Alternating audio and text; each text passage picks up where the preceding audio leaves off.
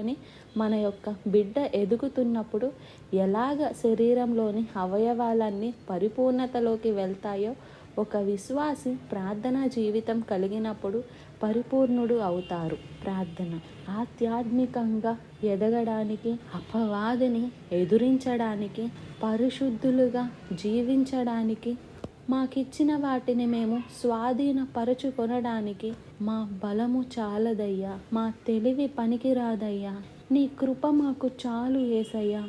నీతో సంబంధం కలిగిన వారిగా, నీతో సహవాసం చేసేవారిగా మమ్మల్ని సిద్ధపరచయ్యా. ఆధ్యాత్మికంగా దినదినము వృద్ధి చెందుటకు సహాయము చేయయ్యా. మరలా నిన్ను విసిగించేవారిగా కాక, తిరుగుబాటు చేసేవారిగా కాక, అవిధేయులము కాక, నీతో సమయం గడపడానికి, నీ మాటల యందు ఆలకించడానికి